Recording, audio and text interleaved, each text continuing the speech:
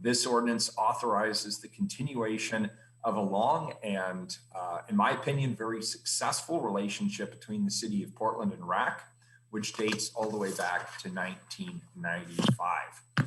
RACC serves, of course, as our established agent for supporting artists and art organizations here in the City of Portland. They play a key role in cultivating creativity in our community, which is, of course, vital to our economy. With that, I'll turn this over to Commissioner Rubio. Good morning. Good morning, and thank you, Mayor. As the liaison to RACC, I'm excited to bring this agreement to Council. Arts and culture are a part of our DNA as a city, and the last 16 months have made crystal clear that artists and art organizations are essential to our economy and also to our emotional feeling. And looking back at this time, I am grateful that this Council continues to affirm the importance of public funding to support culture, creativity, and the arts in Portland.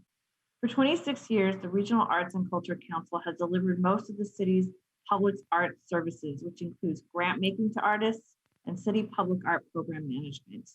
And in 2012, Portland voters approved for the first time the Arts Education and Access Fund, which generated additional resources to support arts education in our public schools and art access in every corner of the city.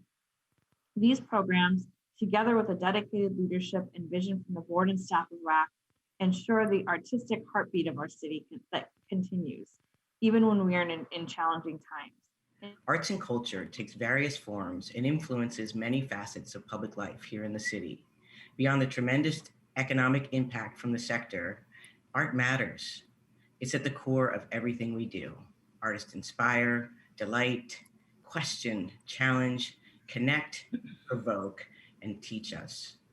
As we think about equity, community development, and recovery for Portland in the years ahead, I think we can all agree that art and culture is the light that will bring our communities together and an essential part of all of our work, which will help us reach the goals we've laid out together. In 2020, RACC created a new strategic framework that will carry us through the FY22 that has allowed us to really focus in on building the infrastructure to do the outer structure work. The opportunities that we've had, even over this past year, especially with the COVID-19, with the pandemic coming through, with Black Lives Matter, have only elevated the work that we're doing and allowed us to engage our community better. Okay.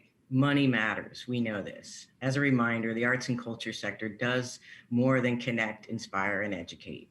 They're a key economic driver, both directly and as a value add. As you can see here on the slide from data collected nationally and shared out in 2017, the nonprofit arts sector in Portland generated a total of $687 million. Of that, $364 million was direct economic activity from arts organizations. And then their audiences of almost 10 million added another 323 million. What's of note for Portland, that is approximately 2/3 of these audiences are local. So these are residents. So an investment in the arts is an investment felt directly by the Portland community. All of this activity generated an additional 43 million in local and state government revenues. We are better together in the work that we do. This partnership has been wonderful. I learn something new every day. It is my goal to continue to learn, to lean in, to listen, to connect with you, commissioners, to connect with you, the mayor, and to connect with others in the community who can best help us understand what's needed in this space.